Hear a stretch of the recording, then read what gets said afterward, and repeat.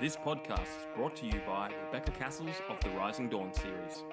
Do you like violence? Do you like smut? Are you tired of the stereotypical novels of werewolf romance out there and want something a little bit different? Then pick up Sparked Revolution, Book 1 in the Rising Dawn series by Rebecca Castles. Available on Amazon, in Kindle, and paperback. You too can become a sponsor of Stories, the True and the Fictional by heading on over to buymeacoffee.com/STTATF or follow the link in the show notes.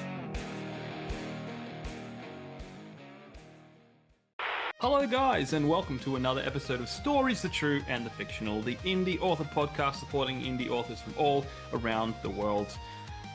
But if you've been listening to us for a while, then you'll probably know that I need to ask Ryan the question, are you living the dream, Ryan? Living the dream. I am. Yes. Definitely living the dream. I mean, not much has changed since when we recorded on 2 days ago, but Yes. everything's good, living the dream. Cool. I don't think I'm actually allowed to say if I'm not living the dream now, so, you know, like, even if I'm having a bad day, I still have to say I'm living the dream. Would you want to put an ish on the end? Nah, we'll go with living the dream. Excellent. Yes, guys, we do have merch. It's down below. I actually started working on a new shirt today. I think it's going to be a fun one. I'm not gonna spoil it too much, although it might already be out when this episode drops. So who knows? Keep your eyes. It's especially, let's just say, if you're an indie author and you follow someone and you get an instant DM, it might be related to something like that. So,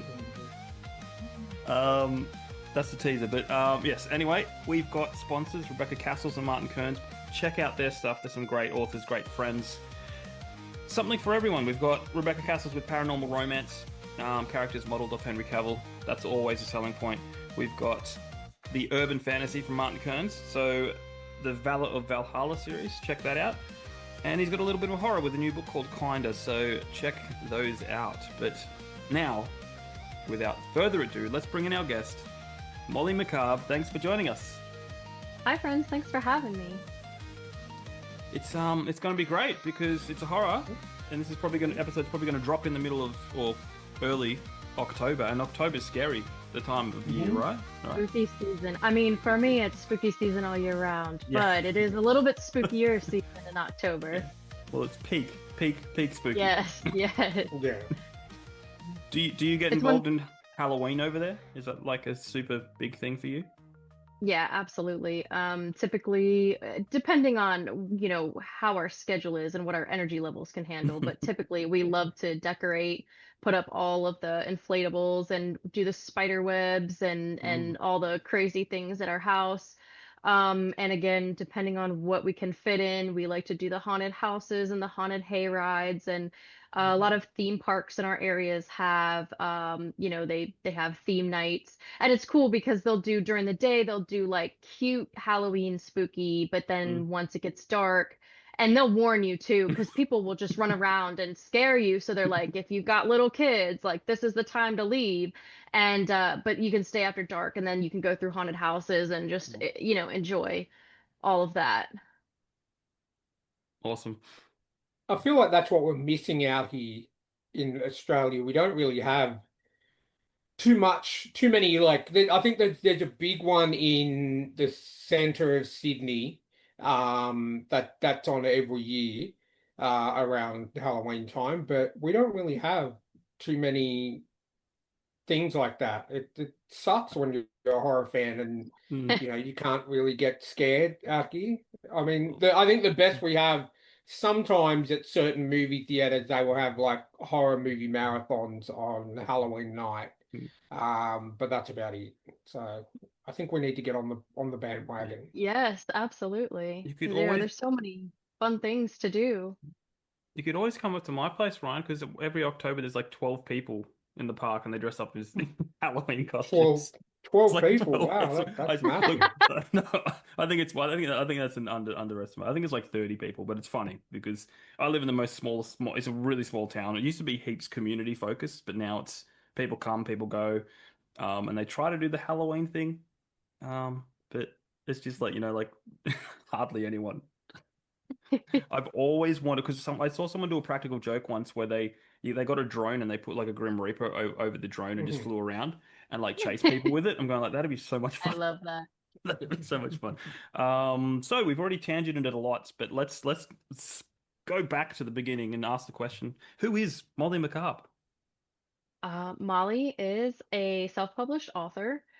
Um, that's pretty much it as far as like my authordom. I'm a Yeah. mom, wife, pharmacy tech by day. Um, I have two published books, and I'm working on a couple other things behind the scenes. My debut is a post-apocalyptic horror romance or a rom-com, if you will.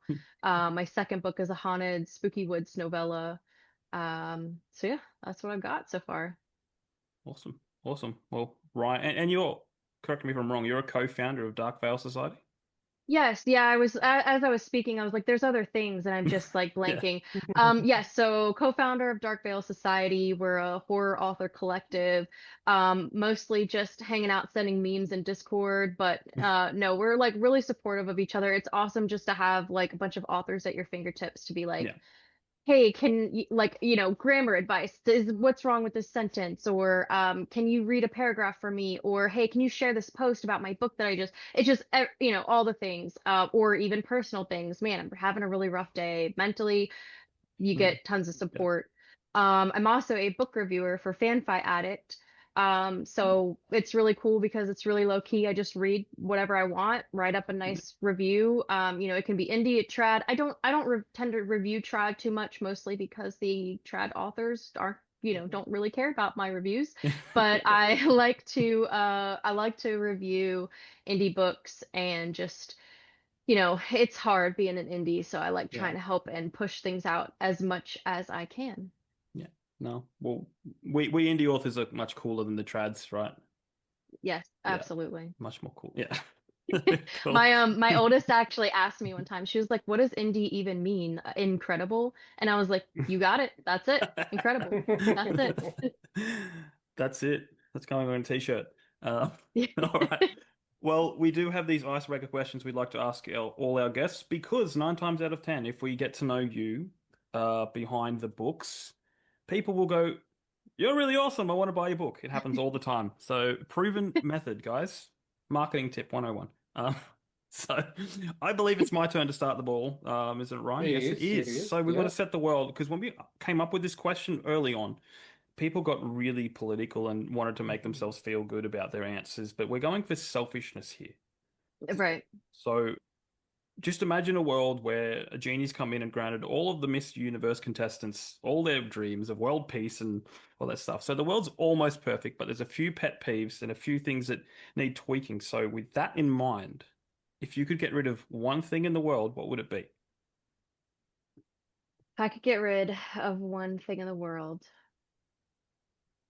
Um, I'm gonna say something and it's gonna sound like I'm being really righteous. I would get rid of hunger, but that's just because I'm so tired of cooking meals 3 times a day. I'm so tired of wasting time sitting down and eating. I have so many things to do that I'd really rather spend time doing something Hmm. else. So what you're saying is we need that invention from Star Trek. I forget what it's called, where you just walk up to the thing and you go, "Give me a hot chocolate," and it's like, it appears. Yes, Yes. yes. Or Amber Toro, she wrote Umbra. They have like a 3D food printer. Oh And wow, I'm yeah, like, I need this in my life. Can you imagine all the time you spend in the kitchen and doing dishes yeah, and you can just beep boop boop. Oh, dinner. That's perfect. yeah. I No, would invest I can get behind that. in Someone needs to start that. Um, I remember the Back to the Future 2 where they put the pizza in the oven for like 30 seconds and it goes whoosh. Yeah. that. Yes. Why don't we have stuff like this? Probably because it'd be really unhealthy. Yeah, that's probably, or like, some radiation would end up in there and Yeah. Yeah. yeah. Awesome. All right, Ryan, what's next? Okay, so question number two is what is something that's on your bucket list? Something that's on my bucket list. So I have ancestors from Denmark, I actually have some family living there now. I have this whole like Europe trip planned that I'd love to visit Scotland, Ireland. There's a place in England I want to go, and then I'd love to stay longer, like maybe a week or two in Denmark. So, maybe someday, but right now I'm too busy being a broke author, artist. So, That's it. Cool, cool. All right, well, I'm going to bring up a picture because this is one of Ryan's favorite questions. This may be a landmark that you are familiar with. Correct me if I'm wrong. Mount Rushmore. yes, yes. So we basically want to know what your Mount Rushmore of TV shows is. So 4 shows that have stood out to you in your life that you would slam up there to be carved into stone. Okay. That's gonna be an easy one. So first, Breaking Bad. Ooh, Breaking Bad Mhm. is my yep. all-time favorite, just so dark and crazy and twisty, and it's just like that my comfort show that I can just put on anytime. It's a weird comfort show, but it's definitely my number one. My number two easily is The Last Kingdom.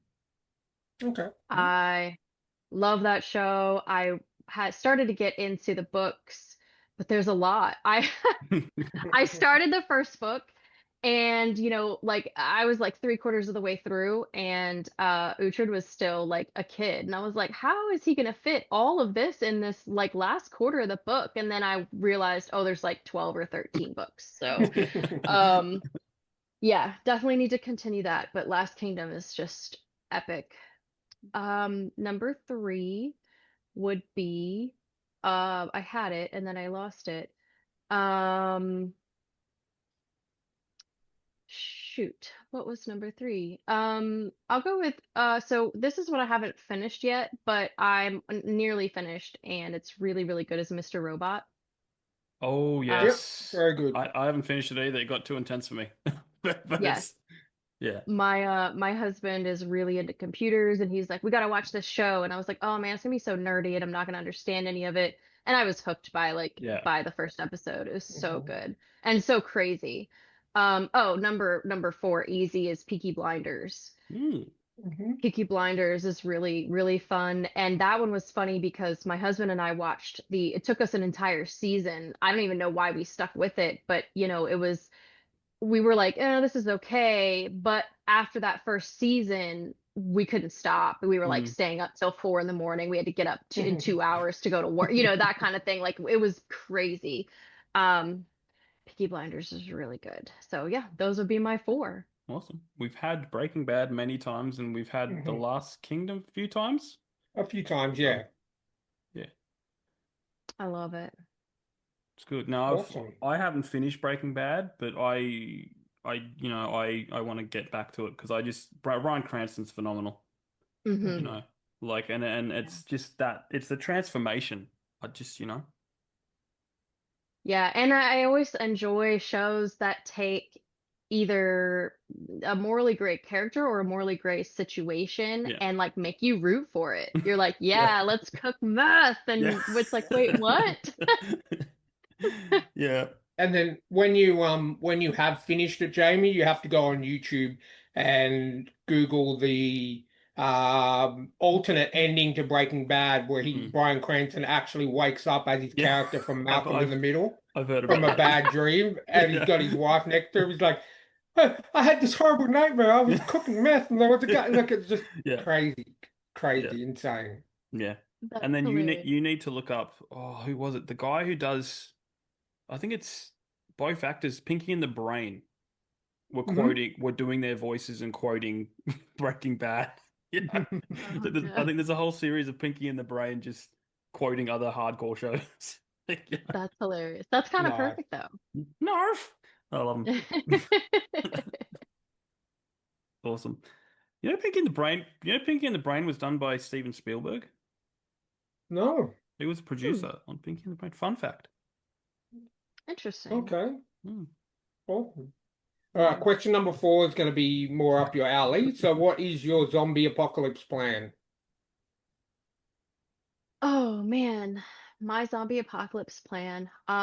So I would just be a survivalist, I guess.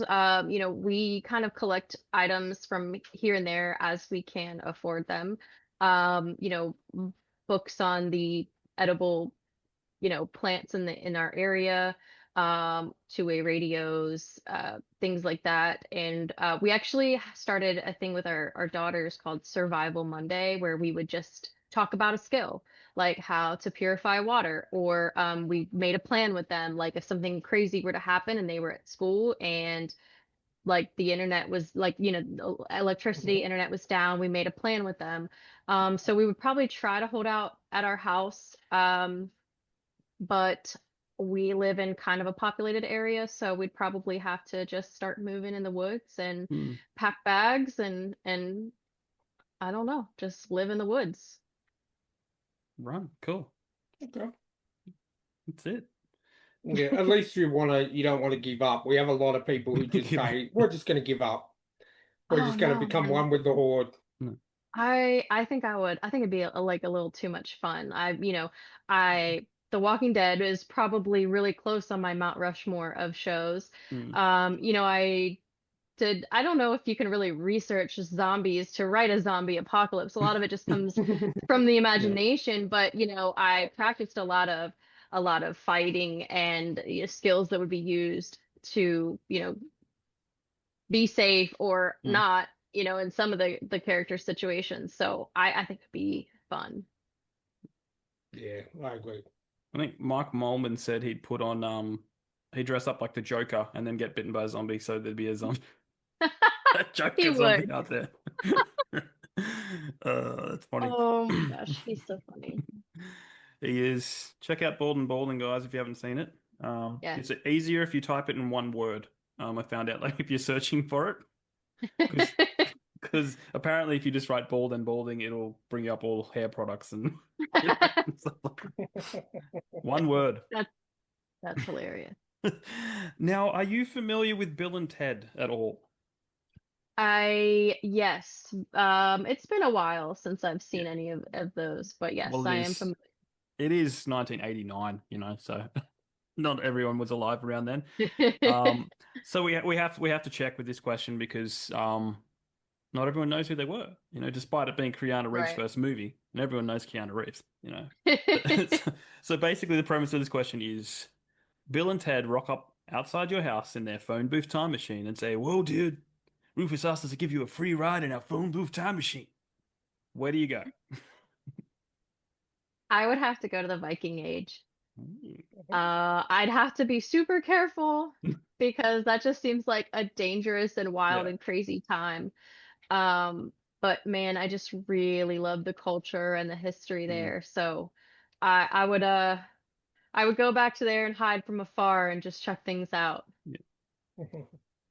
You Nice. wouldn't I like it.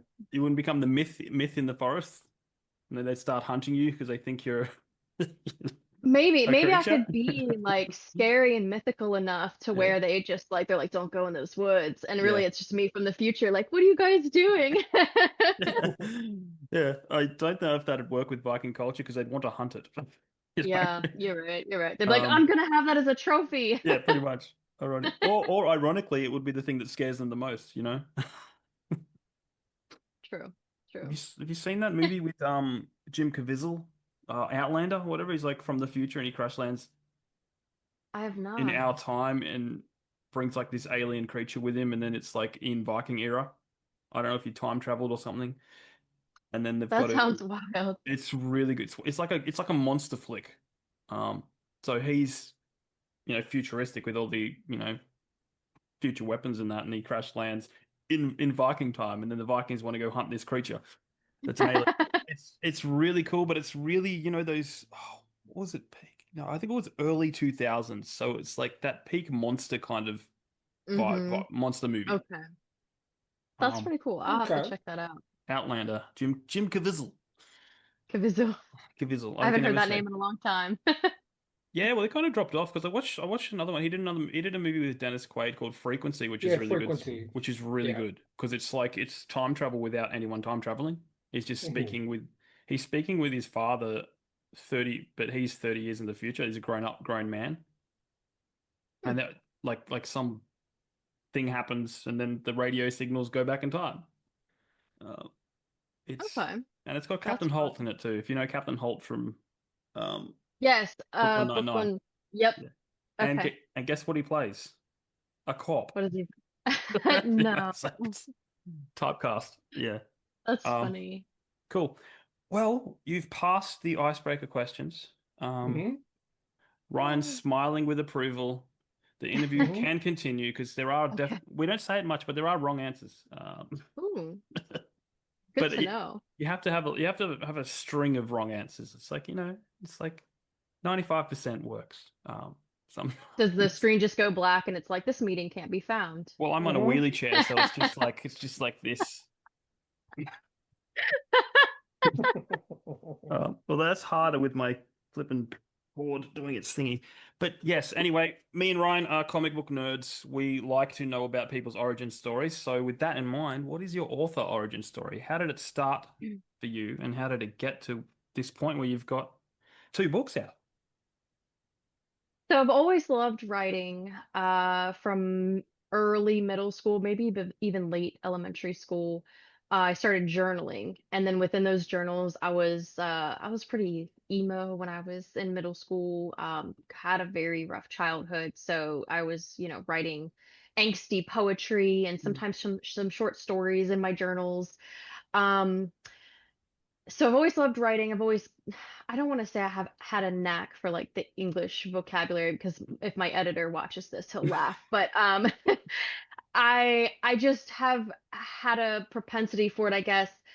So then fast forward, I've always been a reader. I've always loved reading fiction, sometimes nonfiction, but mostly thriller, horror, whatever. I don't know. I got into like a Hunger Games and Beautiful Creatures, era. So fast forward to, let's see, it's 2025, probably, I guess 2 years ago, a little over 2 years ago, and I was listening to, so I do a lot of audiobooks. I have an hour commute. I don't have a lot of time for physical reading at Mm. home, so I do a lot of audiobooks. And I was listening to Stephen King's It. Took me 3 months. It's 48 hours long, but I was listening and I was like, you know, he's telling a story. And I was like, maybe I could tell a story, not one as great as the fantastic Stephen King, but maybe I could try it out. And, I was talking to my husband about it. He was like, why don't you just write a book? And I was like, okay, I'll just write a book. I was like, I don't know what I would even write about. But I've had characters that have kind of lived in my head for a really long time. They were like, hello, we've been hanging out in your brain for like 20 years, so you can write about us. So yeah, then I remember I was on my lunch break and I opened Google Docs and I started typing the first paragraph out on my phone. And then I said, "Yep, I'll never do that again. I'm gonna write on my computer from now on." But yeah, that's how it all started.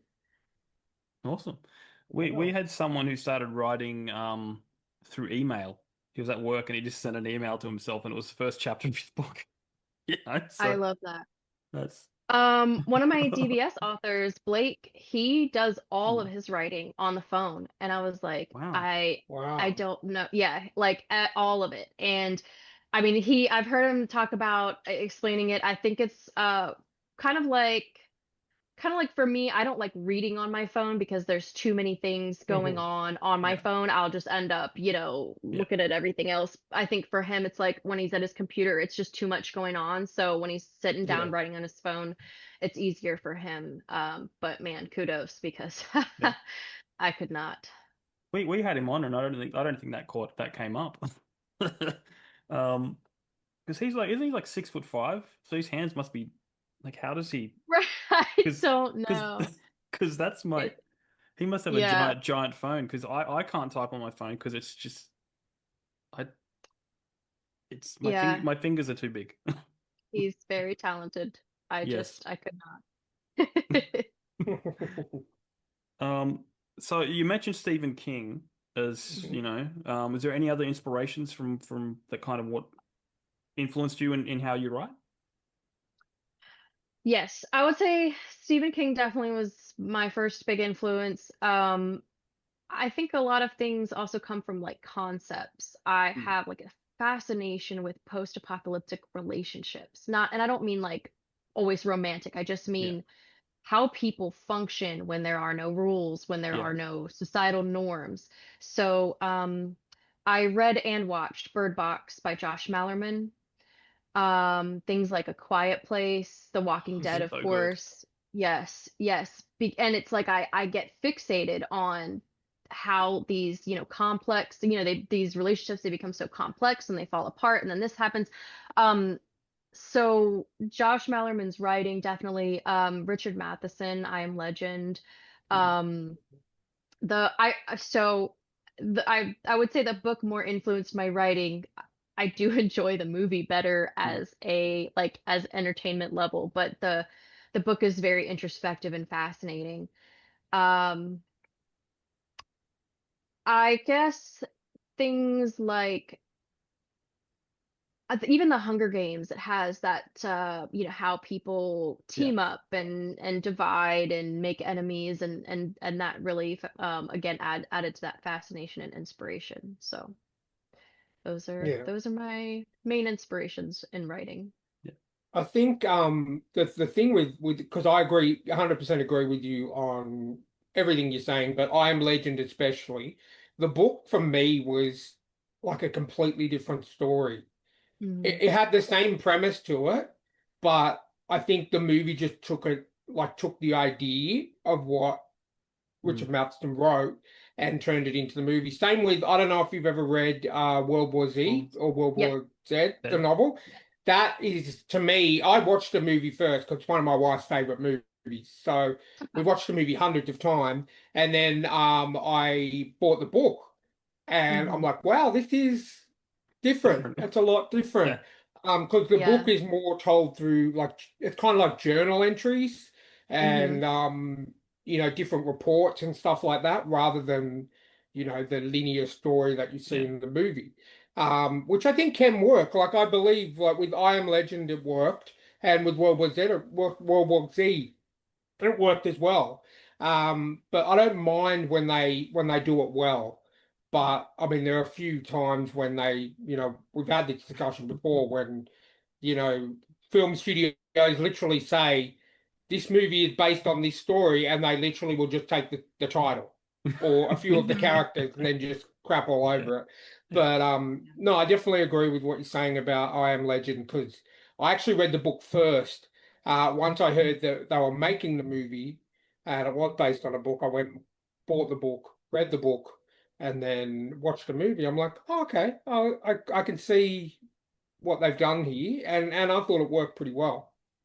Yeah, absolutely. I think if they were to make a movie, and make it the book, word Mhm. for word or however you want to Oh, describe that, I think it'd probably be really boring. yeah, But definitely. because it's a lot of, I mean, he's pretty much just sitting in his apartment a lot of the time. I mean, Exactly. he goes out a few Exactly. times and then there's the ending, but I think that part of it, that's what makes it so fascinating, is because he immerses you into the world and Mhm. you're literally he's the last guy on Earth, possibly, whatever. Mm. And then it's just all of his thought processes on that. So, I mean, I Am Legend, I love the movie. I think it's a lot of Mhm. fun. But if you reverse that, I don't know that it would make as great of a book. It might be too Yeah. much going on. World War Z was so much fun. I watched the Mhm. movie afterwards and I thought it was a solid, zombie movie, but I Yeah. definitely loved the way the book did it. But again, if you were to make the book into a movie, it'd be really confusing because there's just so Exactly. much different things going on. But it was so funny because I listened to that on audio and it was a full Yeah. cast. So every Mhm. person, different accents. Oh wow. And there were Yeah. times when like I would forget, I mean not like fully forget, but I would almost forget that like this is fiction. This is not Yeah. actual interviews Mm. of people who survived this. But it's so fascinating. And again, it draws a lot of it, it draws on everything because there's so much going on in that book. But one thing that it draws on is again the horrors of things that would happen in a time like that. They made that drug to cure and it didn't Mm. even work, but they were making millions and it's like that's what's so scary is this could Mhm. Yeah. actually Yeah. happen. So Mhm. I really loved World War Z. Yeah, I got the I used to my job used to I used to drive for Uber. So I'd have a lot of time to listen to podcasts and audiobooks. So I did actually when I joined Audible, it used one of my credits to get the audiobook version of World War Z. And that must be just it must only have one version because I was the same. It's like a movie, but just without the pictures, you know what I mean? I could see it in my mind. Mm. And yeah, it was definitely, I think with World War Z, as much as I enjoyed the book, I think the audio book to me was a little bit better because of that voice cast. Like you actually Mhm. got what was in the book, but like it was a movie. In a movie inside my head, I like to Yeah. say Right. audiobooks are, you know, because you can visualize it yourself. But yeah, I totally agree with that's I was gonna say that with I Am Legend because yeah, if they made the movie directly out of the book, it would literally just be him sitting in his apartment for probably 90, probably 85% of the movie. Just writing Um, in his journal and yeah, yeah. exactly, Yeah. exactly. But in saying that, like Sometimes that that works for the works, book. It but does. It works some, for the book, but Mhm. but it I just wouldn't work for the movie. well, you don't know that. Like you should get like some if an actor can carry a film, like I mean, Yeah. classic example. There's a movie called Buried with Ryan Reynolds, and the whole Yep. thing is Yep. him. That's what I was Yep. just thinking about. Yes. I was riveted, I'm Mhm. going like biting my nails, and he's stuck in a box the entire time. He's on the phone. It was just like, um, Yes. I actually hadn't seen that movie, and it sucked. It's weird because I'm such a massive Ryan Reynolds fan. yeah, I hadn't seen that movie till about 4 years ago, yeah, and it was just like a 90-minute flick. I'm like, okay, I've got an hour and a half. Let's watch this.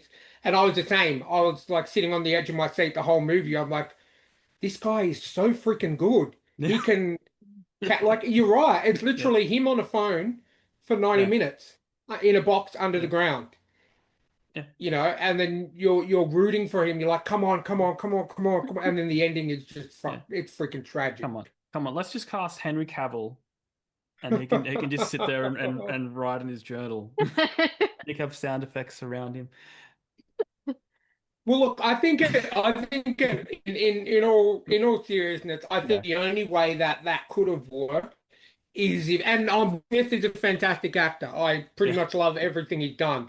But I think the only way that it could have worked is if he was writing in his journal, but like it was kind of like flash forward or yeah, flash sideways, I guess you would call them.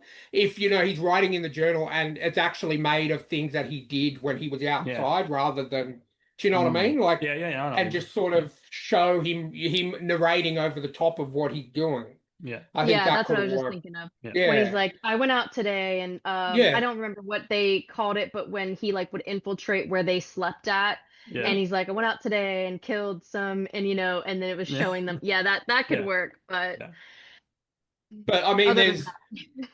there's nothing like, and then the reason why that movie is so good, and I would never forget that scene. The amount of times I've seen the movie is, you know, when the lady is being interviewed by the news reporter, and the news reporter said, "So you've essentially cured cancer," and she said Mm. yes, and then it just flashes to the Yeah, post-apocalyptic. He's the only man left in the world, yeah, essentially. Um, I think that is to me is one of the most iconic yeah, intros to a movie because it's just yeah, like, oh wow, we've cured cancer, and this is what happens. yeah. You know, like Yeah, we turn into vampires. It's well, essentially, like yeah. yeah. But in saying that, and I've said this on other podcasts, the one thing that I absolutely hate about horror movies, and it sucks because I absolutely love the Conjuring movies. I just went and saw the latest one a couple of weeks ago.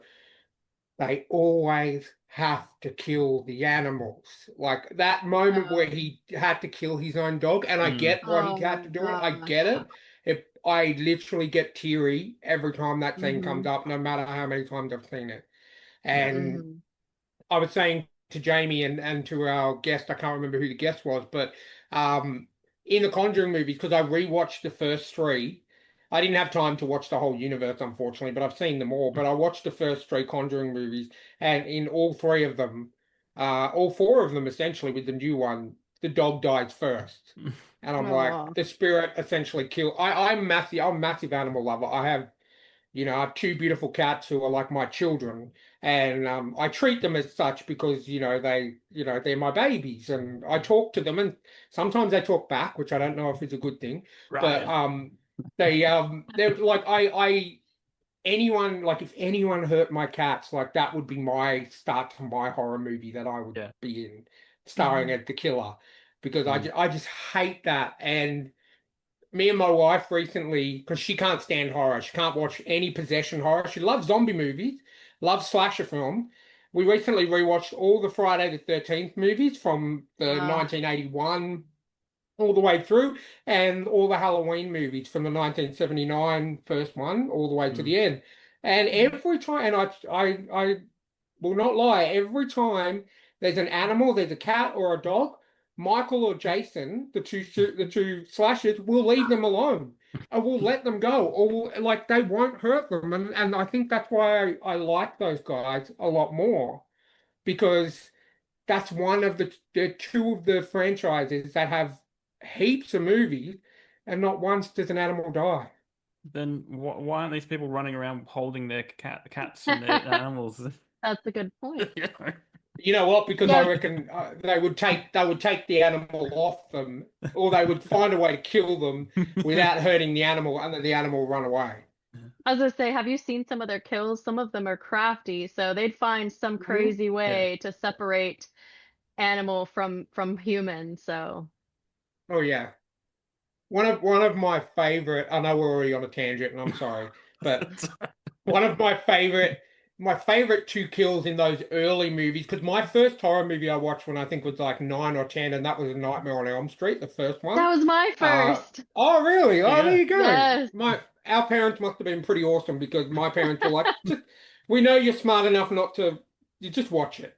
And I remember they used to be on like 11 or 12 o'clock at night on Saturday nights, and that was the only time my parents would ever let me stay up to watch it, or they would record it on VHS and then let me Hmm. watch it the next day. But my two favorite kills from those early movies, the Johnny Depp kill in Nightmare on Elm Street Yes. 1, where he gets pulled into the bed and the blood just comes Mhm. squirting up, Yes. and the Kevin Bacon kill in Friday the 13th, the first one, where he's like, I actually watched a behind the scenes documentary, and ever since I've watched that, they like he was talking about they actually had a prosthetic head for him. Hmm. And I was like, no, you can't. And that was back in 1981. I'm like, no, you can't possibly. And then every time I watch it now, because he's lying down on a bunk bed after just doing the deed with his girlfriend, as all Right. slashers do. And he's lying down, and then the killer, because I'm not going to spoil it for anyone who hasn't watched a really old movie, puts their hand over his head and just like slices his neck.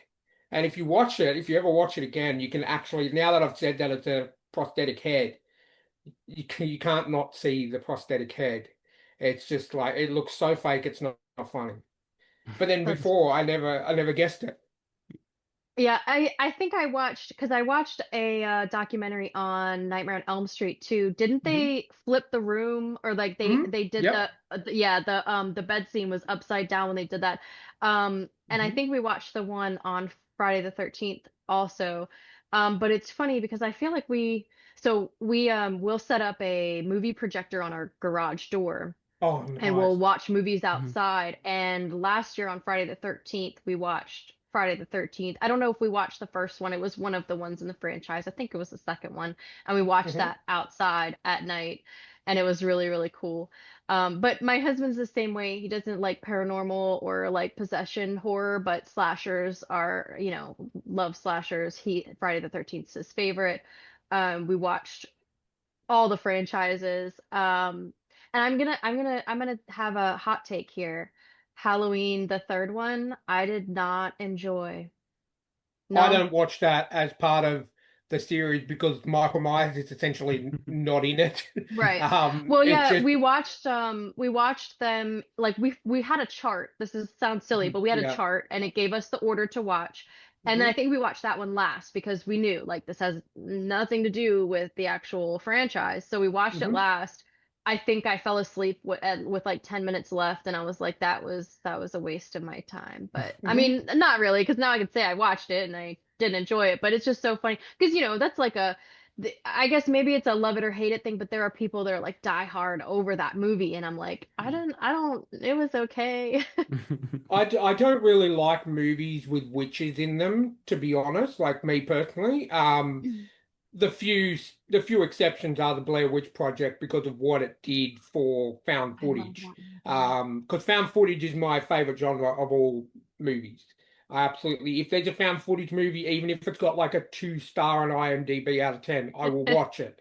Um, and that is my favorite genre of horror movies of all time. So Blair Witch, for what it did for that genre, is absolutely fantastic.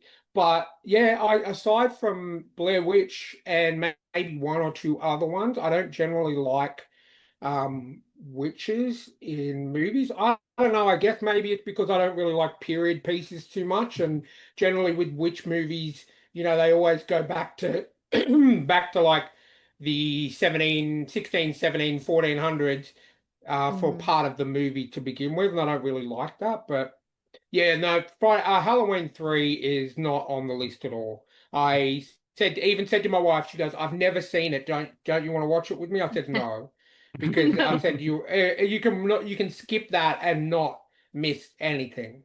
Yeah, exactly. Um, I would love to know why they did that, and I don't know. I mean, Michael Myers was. I know it was the first one where Jamie Lee Curtis wasn't in, because she was in one and two, and then three, and then there was a bit of a time jump for four. But I don't know, maybe they just thought that they were going to make it like an anthology kind of thing. I don't know, but yeah, I'm glad they went back to the right thing. Yeah, for sure. Mhm.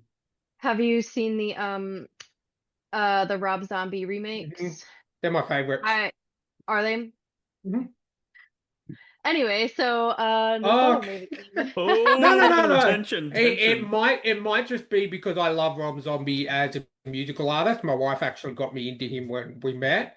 Because me and my wife been together for about 13 years now, and she really got me into. I was more like punk rock back then, and she really got me into the metal, death metal side of things. Mhm. So I guess maybe because I do like all of Rob Zombie's movies, like House of a Thousand Corpses, Devil's Rejects, all Right. that. I'm a fan of his movies, so I I don't set obviously to me they're not set in the same universe. They're completely different stories, so I don't really Right. associate it with the original Halloween universe, if that makes sense. So I know a lot of people don't like them because of how he did them. But to me, I absolutely, I really like them. But I get it's no offense if people don't like them. I don't take offense. It's fine. Yeah, well, that's But a fair assessment to approach it as something kind of separate from it, like, or just like a rendition of it. mhm, yeah. I love Rob Zombie. Grew up listening to Rob Zombie, and I think that what our problem was is that we were on this kick of watching all the Halloween movies, and then Mhm. once we finished the original, we went to that, and so it was kind of like, I don't know. We watched the first one, and then we were like, I'm all set. Yeah, no, I get it. No, I get it. It's more like I feel like there's more of in the first one at least there's a lot more of young Michael and how he was I guess Rob Zombie was trying to show the psychology of how someone like Michael Myers is created essentially, Right. given the environment that he was raised in and stuff like that. I guess he was trying to the other movies don't really try and paint, and I hate it, and unfortunately, I hate it when movies do this. They try and paint the villain as like, oh, they want you to feel for the villain when Hmm. no one's really just a villain anymore for the sake of being a Right. villain.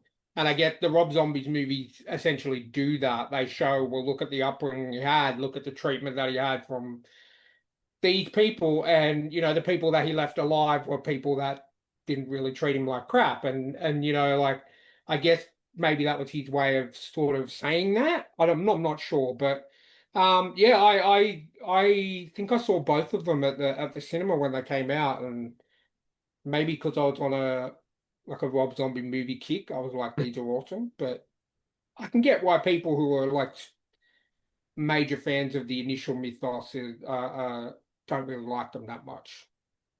Yeah, he made him like huge, and I was like, why is he so big? Yeah, yeah, I know. Oh, because it was the guy that played Michael Myers in Rob Zombie's movie he was an ex-wrestler, and he was a guy that played Sabretooth in the original X-Men movies. I think his name was Tyler Bate or something like that. So he was huge, yeah, definitely hulking, hulking specimen of a man. But I Yeah. always picture Michael Myers as that guy, and then when you see the guy that actually played Michael Myers in the early movie, he was tiny. Hmm. Like he was a Yeah. tiny, tiny man. But I don't know, I just always picture these guys, except for Freddy, but like Jason, Michael Myers, I just picture them as huge, hulking, you know, monsters. Where Freddy's just like a foul mouth, Yes. like this little sad, Slimy. sick little man. Danny DeVito. Yeah. Yeah. Yes. Awesome. Well, let's segue back into why you're here. We'll start with the covers of your book. We'll Mhm. talk about your books, but I'll bring up Okay. the covers because Ryan likes asking the art question. So as far as I know, these are the only books you have. Yes. Yes. Yes. Cool. So you can definitely tell that they've got a horror vibe here. Nothing happy happens in these books for sure. Um, Except I suppose you said that I'm assuming Dark Bloom is the sort of post-apocalyptic story with a bit of romance in it. So maybe something happy happens in that book. But Something or two. so tell me about the art. Is that something that you came up with yourself, or did you contract out someone to do that for you, or did you because I think it looks absolutely amazing. So So Dark Bloom was done by Hampton of TS95 Studios, and okay. I had no idea what I was doing. I just knew that I needed cover art, and from what I'd gathered on the internet, AI was bad. So I I had stumbled across this list of like top 10 real cover artists, and I went through a lot of them, and some were too pricey, some were like more geared towards fantasy or sci-fi. And I found Hampton's site. I messaged him and I was just like, I don't know, here's what my book's about. Make me a cover. And I'm not visually artistic at all. Like I just can't. I'm getting better at it. I am getting better at it because I have a story, a different kind of story for what comes before. Um, we did work together on this because what he was providing me originally had people on the cover, which was fine, but it made it look kind of young adult. And I was like, Mhm. no, I was like, this has to show like there is a lot of, 18 plus themes in this book. Mhm. Um, I definitely would not want, somebody underage picking it up and thinking like, oh, this is cool. So yeah, he basically I said no people, and we talked about the skull in the hand, and he did all the work. And it what's cool is I wrote this. I don't really mention it, but I when I was writing it, I based it in Virginia because that's where I live and that's what I know. Okay. So I was able to kind of go off of what I know. And so that picture in the background of the house, he actually it's from somewhere in Virginia, but he specifically used, a rural Virginia picture for the background of that. So I thought that was pretty cool. So that's not your Awesome. house. No, not my house. You're not burying skulls out the back. Well, not at Oh, that no. house. Oh, FBI red flag. It's not. Look, I think this cover gets more creepier the more I look at it. Mhm. You know, you're just like, oh, it's so Yeah. Would you want to tell us about Dark Bloom before we get on to what comes before? Sure. What's the premise? Did you aim for realism? Because we spoke earlier before about like how you like that post-apocalyptic can feel like this could actually happen. Yes, I didn't get too much into like okay, so like World War Z is how the world Yeah. reacted to this. Mhm. I was afraid to get too much into that because I mean, man, Max Brooks, like what is he, an expert on everything? Like that's when I was listening to that, I was like, how I think I read it took him 4 years. I didn't want first of all, I enjoy more character-centered Yeah. stories myself. Yeah. But I wanted to focus on characters. I didn't want to get into a whole bunch of research and world building and government type stuff. I wanted to focus on these two characters and what was going on. So it's limited to their point of views. Um, and basically just focuses on the main characters and what happens to them. It kind of starts like 7 to 8 months after like 0 day, essentially. Okay. Okay. So, do you kind of go into how it all started, or is it just you're just thrown straight into that world? You're thrown straight in, but and you only know what my characters know because it's from their point of views. But Hmm. as things progress, they kind of learn things from other people in the world, and I will say definitely by the end of book two, they're aware of how it spreads, what it is, and well, how to prevent it, I guess. It's not like an airborne virus, it's a Mm. disease. Okay. Well, I guess I can talk about it because it's not like a secret. It's based off of a prion protein disease, which is similar to the mad cow disease. So that Oh, okay. is Yep. primarily spread by ingesting contaminated meat. Um, Mhm. so it's not like I Googled my book one day and Google told me it was a pass through like the olfactory senses through the nose, and I was like, no. A little AI like summary. I was like, what are you talking about? Yeah. Um, so yeah, and the characters do learn more about the disease as the story progresses. Mm. So you're Okay. saying Oh, everyone's vegetarian in your book? No, it's from a particular source. They have no Okay. idea what that would be, but obviously once the world's kind of the society's collapsed, that source specifically is no Mm. longer an issue. Yeah. So is this a standalone or do you see it becoming a series?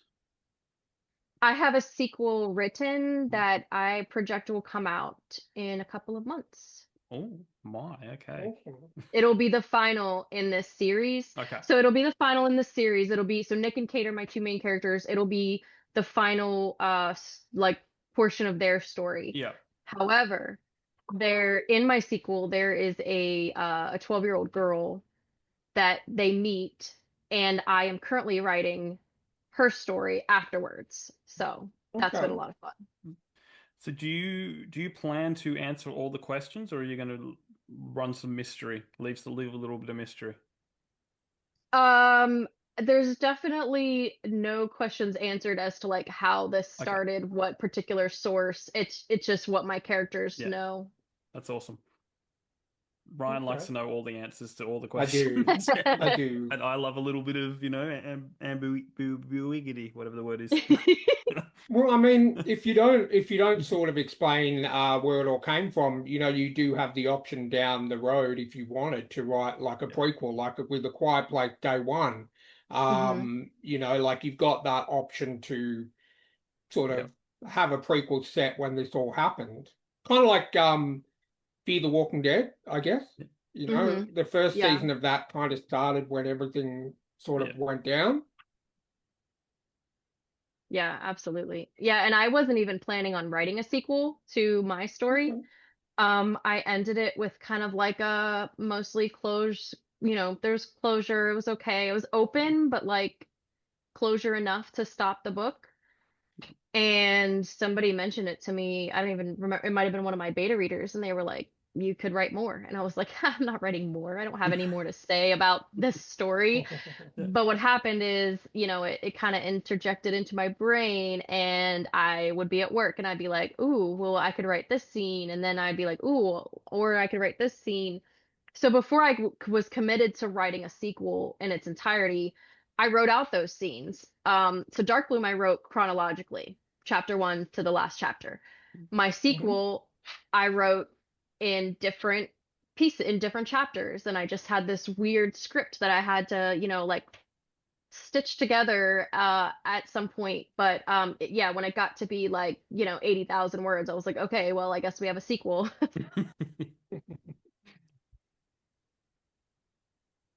Awesome. So what about what comes before? Is this in any way related to Dark Bloom, or is it just something completely different? It is something completely different. It is just I got an idea. We talked about how interpersonal relationships are really fun to dissect in horrid situations. This was kind of one of those thoughts that I thought about. What if two strangers meet in a place that they're trapped in? How will they react to each other? How will they help each other or not help each other? Um, they mostly help each other, but this one, so I started out thinking like a building with bad people, and I was like, after writing Dark Bloom and its sequel, I'm kind of sick of bad people. So what if we make it like a haunted house? And I was like, and the more, it kind of built in my brain, I was like, no, I need more room. I can't do this in a house. So it became haunted forest. And so two strangers meet in a forest, and they're kind of trying to work their way out, but the forest will not let them go and plays tricks on them, and harmful tricks. And it has a fun little twist ending. So I love a good twist. I love a big twist, actually. Um, that's cool. Thoughts, Ryan? You gonna buy it? Oh yeah, it's already on my Kindle You've already list. got it. So yeah, it's definitely definitely like after reading Janelle Cheeky's book that recommended both of them to me. So I'm like, okay, this looks good. And then I was like, oh, this one looks good. And yeah, so they're on my TBR list. So Yeah. hopefully I can get stuck into them soon. I Yeah, what comes before is one of those stories that does not fill in all the answers for you. that's true. And I have learned that not everyone likes that, and that's okay. I love it, and I've had some people who absolutely love that because then it makes Yeah. their brain like think Yeah. about it all day long and like, Yeah. oh my gosh, is it this? Is it that? But I have thought about writing a prequel to this, which will give all the answers. Mm.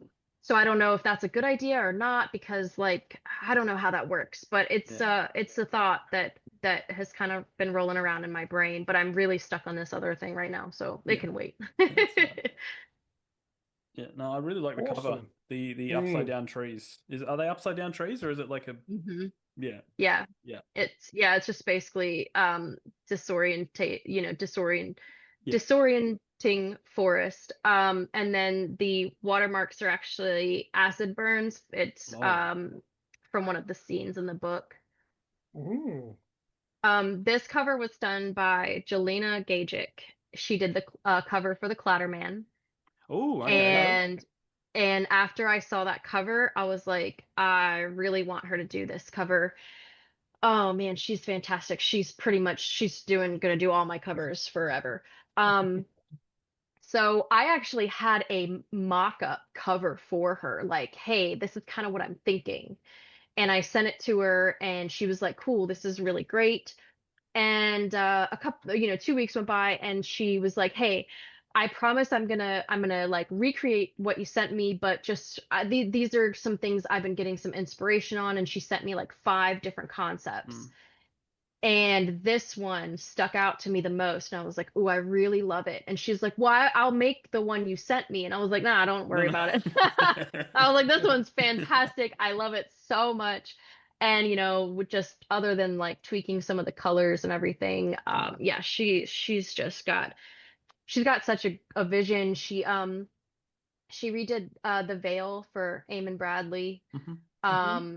And then she's doing an I've already seen it, but she's doing the cover for his Puddle People that's coming out, I think, at the end of the year. So we've kind of just all like jumped on the Jelena bandwagon because she Yeah. just does such fantastic work. So is she joining the society then, the Dark Veil I Society, don't or is she know. an honorary member? She's a cohort, as our Yeah. website would describe her. We have all our cohorts listed, our our audiobook narrator, Jack Fields, and our editors and all of that. So you mentioned like a sequel for Dark Bloom, but is there anything else in the works you've got going? Is there any ideas that you're allowed to speak about? I have a poetry collection coming out, Okay. probably in about a month. I'm not like making a big deal out of it because it's kind of for me. I've That's right. actually found a lot of old poems from my journals from like 2004, Hmm. 2006, 2009, and I'm just throwing them all into a poetry collection and some I've written to this year and last year. And so I put it all together. It's just going to be ebook. It's going to be like 99 cents because it's, Yeah. I don't know what the market for poetry is. I Yeah. think it's really cool, but I just, make it cheap and put it out there. And now I have somewhere where like all of my work is. Yeah. Mhm. I mean, I might do more in the future, but I just think that's really cool. So I do have that. Other than that, no, the sequel and then the story I'm writing now that's in Dark Bloom's world are really my main focus. Awesome. Awesome. Excellent.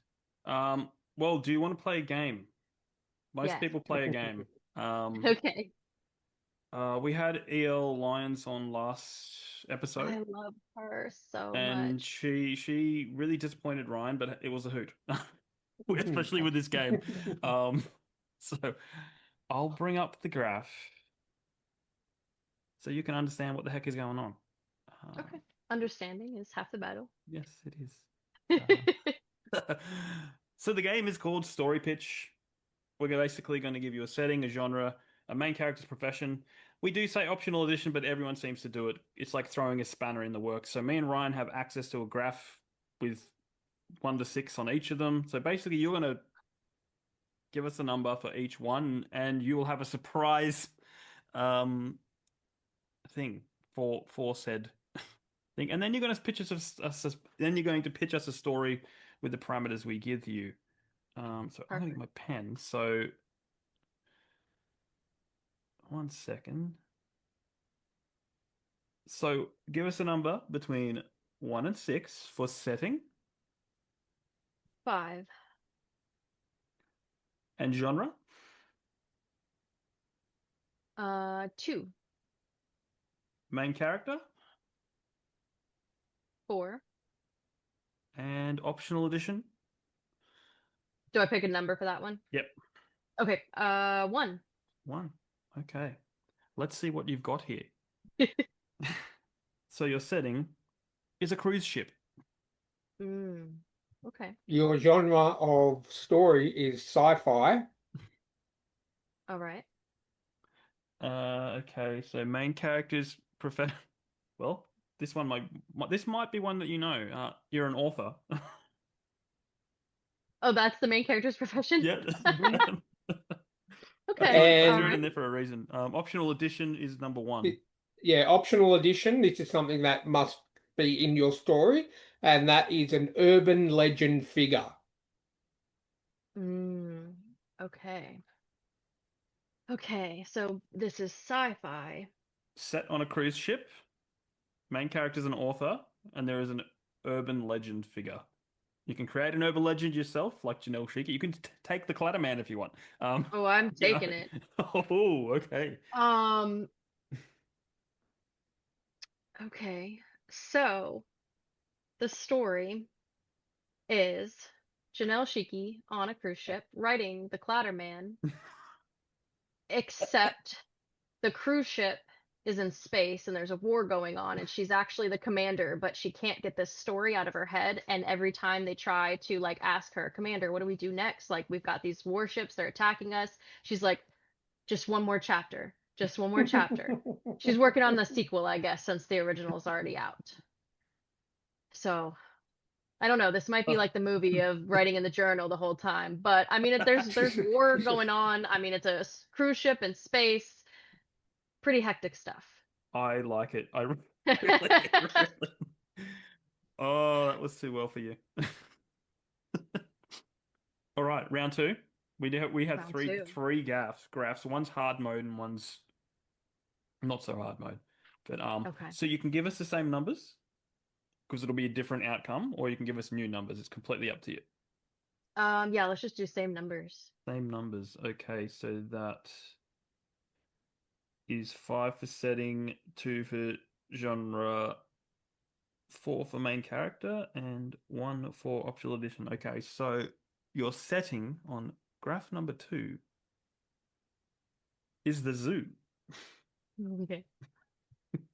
Your genre, once again, is sci-fi. Perfect. Main character's profession is a dance instructor. Okay. And your optional addition is an M. Night Shyamalan plot twist. An M. Night Shyamalan plot twist.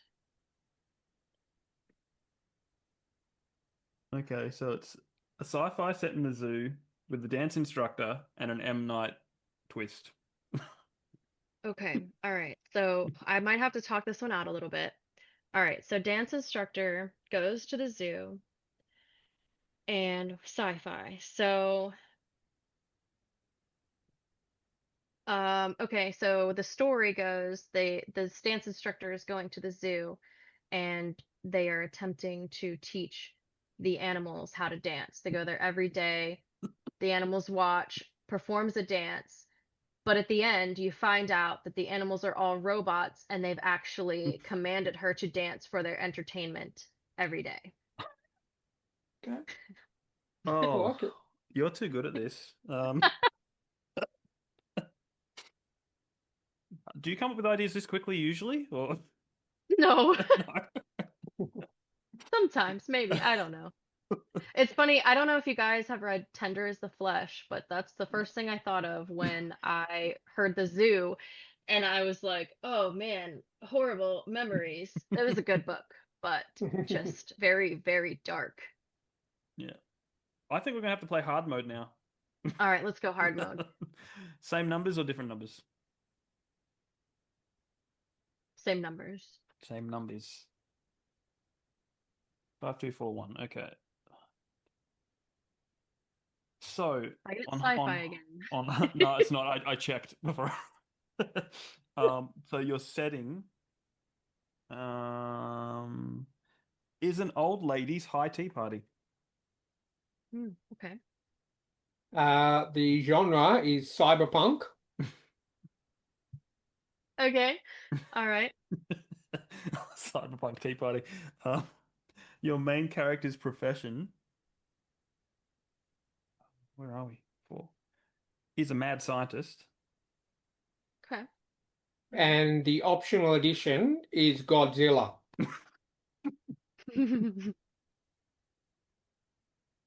Old Ladies Tea Party, Cyberpunk, Mad Scientist, And Godzilla. Godzilla. All right. So Godzilla's attacking the city. We've got a bunch of ladies sitting around, except they've got like, purple hair and all kinds of mods. Um, I'm gonna go generic with this one, I guess. Mad Scientist. Mad Scientist. Okay. Mad Scientist sitting at the table with these little old ladies. They're all cute with their pink hair and their, like their, eyes that glow because they have displays in their eyes. And Godzilla comes to wreck the city and the mad scientist because the mad scientist is probably the only one that can defeat him. But then these old ladies rip off their wigs and they're actually like cyborgs and actually fight alongside the mad scientist to defeat Godzilla. Excellent. That's the best I got. Excellent. Excellent. That's good. well done. I'm very impressed. Someone needs to make them into books now. Which is Someone far what I'm more playing with. talented at Well, sci-fi and cyberpunk than me. I can, because I'm brainstorming idea, because I put out a post a few days ago saying if we did a writing competition, how many people like would you enter kind of thing. We had like at least 10 people say they would. So I'm like, so now I'm thinking for a writing competition, we should people have to listen to the show, take the take story pitch and turn it into a do a short story on that. I That think that'd would be a be really cool funny. idea. Absolutely. See if you guys, if you're listening, let us know if that's what you'd be in for because I think that'd be funny and Yeah, and fun. definitely. But yeah, anyway, Who- thanks for joining us. Yeah, It flew by. Um, I know. all you got to do is get two people in a room that like horror, and they're just I know. I you was know, like having to make myself shut up because I'm like, we could go on about this for hours. yeah, Yeah. yeah, yeah. Well, thank you for being our first October guest of spooky Hmm. season. Yes, I of think the course. next one, spoiler alert, I think our next one we're recording is with SS Fitzgerald. So Oh. we're Awesome. working our way through um working our The way Dark through the Veil. Dark Veil Society. Yes, that's Um awesome. yeah, no, because I was on Sean's. I recorded an episode with Sean. I did Birds and Words, I think he does. Yes. But it's not out till like next year. But I recorded it like 3 months ago. So Hmm. it'll be a surprise for me because I'll forget everything that I said. Um I know. Yeah, it's funny. I think that was how it was with like Safi Idiosyncrasy. She was hmm, like, "Oh, your episode, it's coming out next month. Remind me if there's anything like you didn't yeah. want, if you want to cut or edit or whatever." And I'm Yeah. like, "I don't know what I said. Just roll it. Like, Yeah, that's it. go Yeah, for it." no filter, awesome. So what we're going to do is what most people do at the end of a podcast, and that's give you the floor to plug yourself. Where can we buy your books? Where can we follow you? And plug the Dark Veil Society if you want. The floor is yours. All right. So I'm Molly. My books are on Amazon. You can buy signed copies from the Crafty Bookstore, which is an independent veteran-owned bookstore online. Um, The Dark Bloom's on Audible. What comes before the Audible production is in process. Darkveilsociety.com is where you can find me, but you can find a ton of other amazing horror authors, pretty much horror of all kinds there. I have a website that I sometimes remember to update, but it does have all my info there. It's macabreMolly.com. If you go to fanfiaddict.com, you can find great reviews for indie books. You can find me there. You can find my reviews. I probably forgot something, but I think, oh, I'm on all the socials pretty much. I'm on Insta, TikTok, Facebook, Threads, X. Um, Probably forgot something, but yeah, I'm there. I post, I pretty much cross post, but I'm there posting all the things all the time. So if you're interested in what I got to say, there I am. Awesome. Well, I will leave all the links for that down in the show notes, guys. If you want to reach out, thetrueandthefictional@gmail.com. But remember, we have got a pretty big, list of people that are wanting to come on. I actually got an email yesterday saying, "Can I come on?" And I said, "Yeah, but there's a waiting period." And they said, "Oh, I was hoping for next year."